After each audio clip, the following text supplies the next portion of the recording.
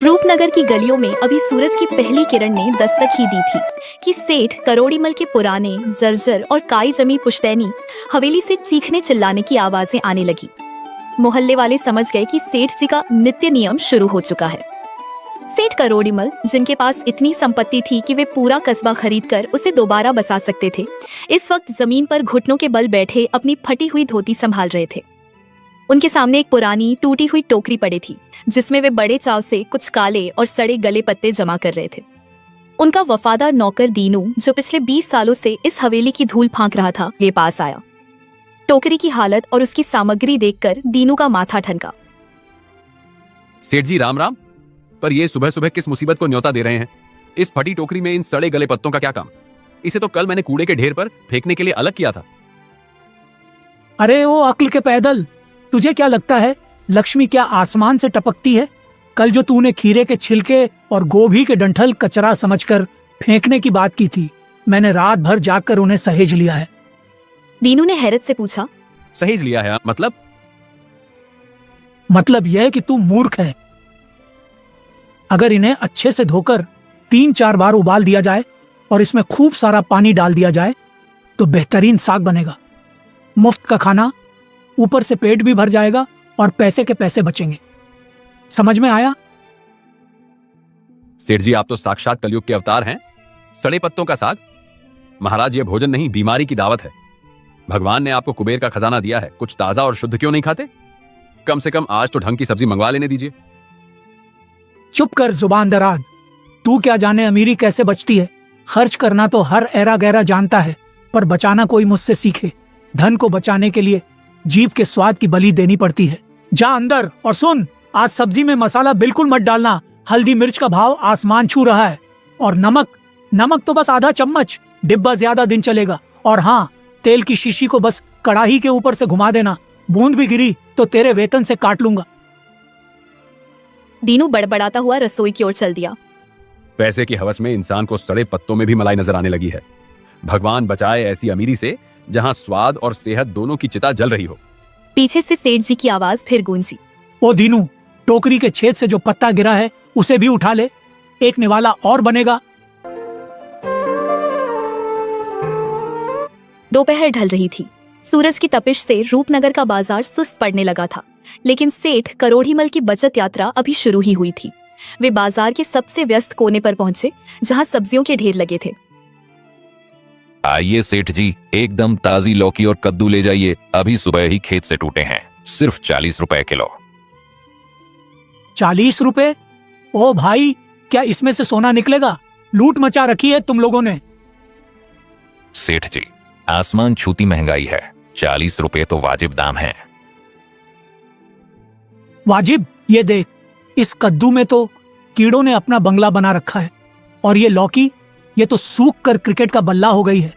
ये 10 रुपए लायक भी नहीं है और तू 40 मांग रहा है। पाप लगेगा तुझे। सेठ जी, लेना है तो लो, वरना आगे बढ़ो, मेरी बोहनी खराब मत करो। करोड़ीमल वहां से हटे नहीं। उनकी नजरें तो उस कचरे के ढेर पर थीं जो दुकानदार ने एक किनारे जमा कर रखा था। वहां कुछ ऐसी सब्जियां पड़ी थीं जो धूप से काली पड़ गई थीं, पिचक चुकी थीं और जिनसे हल्की दुर्गंध आने लगी थी। सेठ ने मुस्कुराते हुए एक चाल चली। अच्छा सुन भाई, गुस्सा क्यों होता है? देख, एक सौदा करते हैं। ये जो कोने में कूड़ा पड़ा है, इसे तो तू वैसे भी नाली में फेंक देगा। शाम होते होते इसमें मक्खियां भिनभिनाने लगेंगी और नगर पालिका वाला भी तुझसे जुर्माना वसूलेगा। सब्जी वाला हैरान होकर बोला। तो मैं क्या करूं सेठ जी? देख, तू मुझे ये सारी सड़ी गली सब्जियां दे दे, तेरा कूड़ा साफ हो जाएगा और मैं तुझे अपनी जेब से पूरे 5 रुपए नकद दूंगा। जमे तो ठीक, वरना मैं चला बगल वाली दुकान पर। दुकानदार की आंखें फटी की फटी रह गईं। सेठ जी, आप होश में तो हैं? ये सब्जियां तो मवेशियों को डालने लायक भी नहीं बची। इन्हें खाकर आप बीमार पड़ जाएंगे, डॉक्टर के चक्कर लगाने पड़ेंगे। करोड़ीमल ठहाका लगाकर हंसे। अरे ओ अक्ल के कच्चे, तुझे क्या पता आग में बड़ी ताकत होती है। जब ये सब्जियां कढ़ाई में पड़ेगी और आंच पर पकेंगी तो सारा जहर जल जाएगा, सब शुद्ध और स्वादिष्ट हो जाता है। तू बस ये बता, 5 रुपए चाहिए या इन्हें नाली में फेंकना है? दुकानदार ने अपना सिर पीट लिया। उसे समझ आ गया कि इस कंजूस शिरोमणि से जीतना नामुमकिन है। उसने एक फटी हुई बोरी में वो सारा कचरा भरा और सेठ की तरफ बढ़ाते हुए बोला, ले जाइए सेठ जी, बस दुआ करना कि कल सुबह आप मुझे दोबारा जिंदा दिखें। सेठ करोड़ीमल ने बड़े गर्व से 5 का सिक्का उसकी हथेली पर रखा और बोरी कंधे पर लाद ली। वे सड़क पर ऐसे चल रहे थे मानो किसी महान राजा ने कोई बहुत बड़ा किला फतेह कर लिया हो। उनके मन में बस एक ही विचार था, आज तो 35 रुपए बचा लिए, इसे कहते हैं असली अमीरी। बाजार से सड़ी गली सब्जियों की पोटली कंधे पर लादे सेठ करोड़ीमल घर की ओर बढ़ रहे थे। उनके चेहरे पर एक ऐसी मुस्कान थी मानो उन्होंने कोई बहुत बड़ा व्यापारिक समझौता कर लिया हो। तभी अचानक रास्ते की धूल में उन्हें कुछ चमकता हुआ दिखा। करोड़ीमल ठिठक गए, उनकी आंखों की पुतलियां फैल गईं। उन्होंने आसपास देखा और फिर झपट कर जमीन से वह वस्तु उठा ली। वह मिट्टी से सना हुआ 1 रुपए का सिक्का था। वाह, आज तो कुबेर जी साक्षात मेहरबान हैं। लोग कितने मूर्ख और लापरवाह होते हैं, साक्षात लक्ष्मी को सड़क पर लावारिस छोड़ देते हैं। कोई बात नहीं, अब तुम मेरे पास सुरक्षित रहोगी। मेरे पास आओ मेरी जान। तभी पास ही एक पुराने पीपल के पेड़ के नीचे से एक भारी और कंपकपाती आवाज आई। बाबूजी, बड़े भाग्यशाली निकले आप। सेठ ने चौंक कर देखा। वहां एक बेहद कमजोर फटेहाल कपड़े में लिपटा वृद्ध बैठा था। उसकी आंखें अंदर धंसी हुई थीं, लेकिन उनमें एक अजीब सी गहराई थी। वृद्ध ने अपना कांपता हुआ हाथ फैलाया और बोला, बाबूजी, 3 दिन बीत गए, अन्न का एक दाना भी कंठ के नीचे नहीं उतरा। इस धूल में पड़े सिक्के ने आपको खुशी दी है, लेकिन यह मुझे जिंदगी दे सकता है। भगवान के नाम पर यह 1 रुपया मुझे दे दो, मैं पेट भर कुछ खा लूंगा। करोड़ीमल ने बिजली की तेजी से सिक्के वाली मुट्ठी को अपनी पीठ के पीछे छुपा लिया। वे तुनक कर बोले, अरे जा जा, बड़ी आया मांगने वाला, तुझे दे दूंगा तो मेरा क्या बचेगा। मुफ्त का खाने की आदत पड़ गई है तुम लोगों को। जा, कहीं मेहनत मजदूरी कर। वृद्ध ने एक लंबी और ठंडी आह भरी। उसकी मुस्कान में अब करुणा थी। उसने कहा, बाबूजी, सड़ी सब्जियां कंधे पर हैं और धूल का सिक्का मुट्ठी में, क्या इसी का नाम अमीरी है? इतना मोह लेकर आखिर कहाँ जाओगे? थोड़ा पीछे मुड़कर तो देखो, मौत हर कदम पर तुम्हारा पीछा कर रही है। सेठ का पारा चढ़ गया। तू मुझे नसीहत दे रहा है? जानता है मैं कौन हूँ? वृद्ध ने शांत स्वर में कहा, मैं बस इतना जानता हूँ बाबूजी कि खाली हाथ आए थे खाली हाथ जाओगे। कफन में जेब नहीं होती और चिता पर सोने चांदी नहीं जलते। जो बांट दिया वही तुम्हारा है, जो जोड़ लिया वो तो यहीं का रह जाएगा। वृद्ध की ये बातें किसी ठंडे तीर की तरह सेठ के कलेजे में जा धंसी। उनके माथे पर अचानक पसीना आने लगा। वे बिना कुछ बोले तेज कदमों से घर की ओर भागने लगे, लेकिन उनके कानों में वृद्ध की आवाज गूंज रही थी। घर पहुंचते पहुंचते सेठ के मन में एक अजीब सा खौफ बैठ गया। उन्हें गली का हर कुत्ता चोर नजर आने लगा और हर पड़ोसी लुटेरा। उन्हें लगा कि पूरे रूपनगर को उनकी दौलत का पता चल गया है। वे मन ही मन बड़बड़ाने लगे, वह बुढ़ा जरूर कोई जासूस होगा। सब मेरी लक्ष्मी के पीछे हाथ धोकर पड़े हैं। मुझे कुछ करना होगा। मुझे अपनी दौलत को इस दुनिया से छिपाना होगा। उन्हें खिड़की के बाहर से आती हर आहट किसी चोर के कदमों की छाप लगने लगी। तभी दीनू पानी का गिलास लेकर आया। सेठ जी, क्या बात है? मुंह क्यों उतरा हुआ है? और ये रास्ते में क्या सुनाया हूं मैं कि आप अपनी हवेली के कागजात लेकर पटवारी के पास गए थे? धीरे बोल दीनू, दीवारों के भी कान होते हैं। वह जो पेड़ के नीचे बुढ़ा बैठा था, उसने मेरी आंखें खोल दी। उसने कहा कि कफन में जेब नहीं होती। इसका मतलब समझता है तू? लोग मेरी दौलत देख रहे हैं, वे घात लगाए बैठे हैं। दीनू ने माथा पीट लिया। अरे सेठ जी, उसने तो वैराग्य की बात की थी, आप उसे चोरी का संकेत समझ बैठे। यह घर, यह पुश्तैनी हवेली आपके पुरखों की निशानी है। पुरखे गए, अब मेरी बारी है क्या? सुन, मैंने फैसला कर लिया है। यह हवेली, यह जमीन, ये सारा झमेला मैं आज ही खत्म कर दूंगा। मैंने सब कुछ आधे दाम पर साहूकार को बेचने का सौदा पक्का कर लिया है।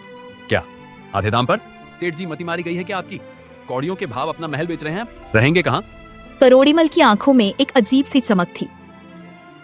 दीनू, जमीन को कोई भी हड़प सकता है, मकान में कोई भी सेंध लगा सकता है, पर सोने को तो मुट्ठी में भी दबाया जा सकता है। मैंने तय किया है कि सारी जायदाद बेचकर मैं सोने के घड़ा खरीदूंगा। छोटी सी पोटली होगी मेरी आंखों के सामने, उसे लेकर मैं नदी किनारे उस पुरानी झोपड़ी में रहूंगा। वहां किसी को शक भी नहीं होगा कि इस फटेहाल बुढ़े के पास कुबेर का खजाना है। सेठ जी, मत कीजिए ऐसा अनर्थ। धन तो हाथ की मैल है, इसे किसी धर्म कर्म में लगा दीजिए, प्याऊ बनवा दीजिए, भूखों को खाना खिला दीजिए। यह सोना आपको चैन से सोने नहीं देगा। करोड़ीमल ने झटककर दीनू को पीछे ढकेल दिया। उनका चेहरा गुस्से से लाल हो गया। ओह, तो अब तू मुझे सिखाएगा कि पैसा कहाँ लगाना है? मैं समझ गया, तेरी नजर भी मेरी इसी जायदाद पर थी। तू चाहता है कि मैं दान कर दूं ताकि तू पीछे से हाथ साफ कर सके। सबको मेरी दौलत चाहिए, सबको। सेठ जी, मैं आपका वफादार हूँ। ये क्या कह रहे हैं आप? दीनू की आंखों में आंसू आ गए। वफादारी गई तेल लेने, निकल जा यहाँ से अभी और इसी वक्त। मुझे किसी की जरूरत नहीं। मैं और मेरा सोना, हम अकेले ही सुखी रहेंगे। जा, वरना धक्का देकर निकलवाऊंगा। दीनू ने भारी मन से अपना झोला उठाया और मुड़कर एक आखिरी बार उस घर को देखा जो अब बिक चुका था। पीछे सेठ करोड़ीमल पागलों की तरह हंस रहे थे और जमीन पर बैठकर उन सोने के घड़े की कल्पना कर रहे थे जिनके लिए उन्होंने अपना पूरा जीवन और सारे रिश्ते दांव पर लगा दिए थे। रूपनगर से दूर नदी के एकांत तट पर एक जर्जर झोपड़ी में दिया टिमटिमा रहा था। बाहर बादलों की गड़गड़ाहट ऐसी थी मानो आसमान फटने वाला हो। सेठ करोड़ीमल झोपड़ी के भीतर फर्श की मिट्टी हटाकर पागलों की तरह अपने सोने का घड़ा देख रहे थे। सेठ ने अपनी सूखी उंगलियों से सोने को सहलाया। दुनिया कहती है पागल है करोड़ीमल, पर कोई नहीं जानता कि इस फूस की छत के नीचे राजाओं का खजाना दबा है। अब न कोई दीनू है, न कोई रिश्तेदार, सब मेरी दौलत के दुश्मन थे। तभी अचानक बिजली कड़की और झोपड़ी की दीवारें कांप उठी। पानी की कुछ बूंदें छत से रिसकर सीधे सोने के घड़े पर गिरी। सेठ घबराकर चिल्लाए, नहीं, ये पानी मेरी लक्ष्मी को गंदा कर देगा। उन्होंने फौरन अपनी फटी हुई धोती से सोना पोंछना शुरू किया। बाहर नदी उफान पर थी। अचानक झोपड़ी का दरवाजा धड़ाम से खुला और पानी का एक रेला अंदर घुस आया। अरे ठहर जा, ऐ नापाक पानी, पीछे हट। तुझे पता नहीं तू किसके घर में घुस रहा है? यह करोड़ों की संपत्ति है। प्रकृति ने उनकी चेतावनी नहीं सुनी। पानी का स्तर तेजी से बढ़ने लगा। फर्श की मिट्टी दलदल बनने लगी। सेठ ने हड़बड़ाहट में सोना समेटने की कोशिश की, लेकिन भारी घड़ा उनके कांपते हाथों से फिसलकर कीचड़ में धंसने लगे। हे भगवान, सब ले ले, मेरी जान ले ले, पर मेरा सोना मत ले। मैंने इसे सड़े हुए पत्ते खा खा कर जमा किया है। मैंने अपना पेट काटा है इसके लिए।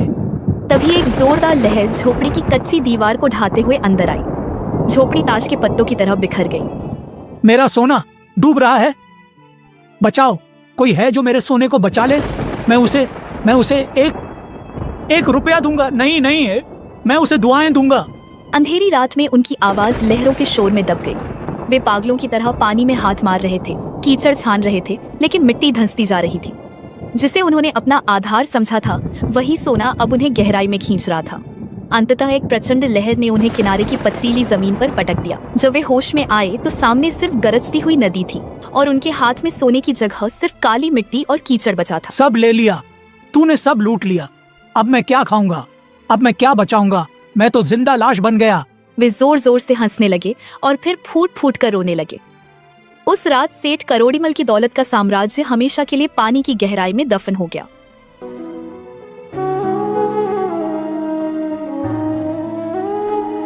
अगली सुबह सूरज की पहली किरण ने जब नदी के किनारे को छुआ तो सेठ करोड़ीमल कीचड़ में लथपथ अधमरी हालत में पड़े थे। उनकी आंखें पथराई हुई थीं और होंठों पर बस एक ही शब्द था, मेरा सोना, मेरा सब कुछ चला गया। दीनू, जो सेठ को छोड़ देने के बाद एक आश्रम में सेवा कर रहा था, अपने साथ एक परम शांत और ओजस्वी व्यक्तित्व वाले महापुरुष को लेकर वहां पहुंचा। वे स्वयं कबीर साहिब जी थे। दीनू ने दौड़कर सेठ को सहारा दिया और उन्हें उठाकर बैठाया। सेठ ने जैसे ही दीनू को देखा, वे बिलख बिलख कर रोने लगे। दीनू, देख मैं बर्बाद हो गया। जिस सोने के लिए मैंने अपना घर, जमीन और तुम्हें भी छोड़ दिया, उसे काल रूपी नदी निगल गई। अब मेरे पास तन ढकने को कपड़ा भी नहीं बचा। दीनू ने बड़ी करुणा से कहा, सेठ जी धीरज धरिए। कहा, जो पानी में गया वह पत्थर था, क्योंकि न तो उसने आपकी भूख मिटाई और न ही किसी प्यासे को पानी पिलाया। वह धन नहीं, बेड़ी था जिसने आपको जकड़ रखा था। आज आप खाली हाथ नहीं हैं। आज आपके सामने साक्षात पूर्ण परमात्मा खड़े हैं। करोड़ीमल ने सिर उठाकर कबीर साहिब की ओर देखा। साहिब की आंखों में अपार शांति और करुणा थी। कबीर साहिब मधुर स्वर में बोले, कबीर, जब हम पैदा हुए जग हंसे हम रोए, ऐसी करनी कर चलो हम हंसे जग रोए। महाराज, मैंने तो सारी उम्र बस जोड़ना सीखा। सड़ी सब्जियां खाई ताकि पैसे बच सकें, दीन दुखियों को दुत्कारा ताकि धन कम न हो जाए, पर अंत में मेरे हाथ केवल राख लगी। हे आत्मन, तूने जिसे जीवन समझा वह तो केवल एक स्वप्न था। विचार कर, तूने कौड़ियों के लालच में अभक्ष्य और सड़ा हुआ अन्न खाकर इस अनमोल मानव देह को रोगी बनाया। क्या यह शरीर तेरा नहीं था? तूने मिट्टी को सहेजने के चक्कर में हीरे जैसी सांसें गंवा दी। सुनो सेठ, यह संसार एक हाट बाजार है। यहां सब सौदा करने आए हैं, पर तूने सौदा गलत किया। तूने नश्वर धन के बदले अपना चैन बेच दिया। रात गंवाई सोए के, दिवस गंवाया खाए। हीरा जन्म अमोल था, कौड़ी बदले जाए। तूने राम नाम का सच्चा सौदा नहीं किया, जो परलोक में साथ जाता। यह सोना चांदी तो यहीं का हिस्सा है, यहीं छूट जाना था। महाराज, क्या अब भी मेरे लिए कोई मार्ग शेष है? मैंने बहुत पाप किए हैं। बच्चा, जब जागो तभी सवेरा। जिस दिन इंसान को अपनी गलती का एहसास हो जाए, उसी दिन से उसके कल्याण का मार्ग खुल जाता है। असली धन वह है जो बांटने से बढ़ता है। देख, परमात्मा ने तुझे इतना दिया था कि तू हजारों के चूल्हे जला सकता था, पर तूने सड़े पत्तों की दावत चुनी। साहिब ने सेठ की शंकाओं का समाधान करते हुए आगे कहा, अहिंसा और परोपकार ही सबसे बड़ा धर्म है। शुद्ध और सात्विक आहार ग्रहण कर, क्योंकि जैसा अन्न वैसा मन। तूने अब तक केवल संग्रह किया, अब त्याग सीख। जब तक तू मोह के वश में है, तू कंगाल है। जिस दिन तू भक्ति को अपनाएगा, तू शहंशाह बन जाएगा। याद रख, साईं इतना दीजिए, जामे कुटुंब समाए। मैं भी भूखा न रहूं, साधु न भूखा जाए। सेठ की आत्मा पर पड़ा अज्ञान का पर्दा हट गया। उनकी आंखों से पश्चाताप के आंसू बहकर उनके पाप धो रहे थे। महाराज, मुझे अपनी शरण में ले लीजिए। मुझे वह रास्ता दिखाइए जिससे यह मन शांत हो सके। कबीर साहिब जी ने उनकी तड़प देखकर उन्हें नाम दीक्षा दी और समझाया कि अब अपनी बची हुई उम्र को सेवा और सिमरन में लगाओ। सेठ करोड़ीमल, जो कभी एक पैसे के लिए खून पसीना एक करते थे, अब पूरी तरह शांत और संतोषी भक्त बन चुके थे। दीनों की आंखों में खुशी के आंसू थे। आज सेठ जी को वह अनमोल खजाना मिल गया था जिसे न पानी बहा सकता था, न आग जला सकती थी और न ही मौत छीन सकती थी। वह थी राम नाम की अविनाशी दौलत।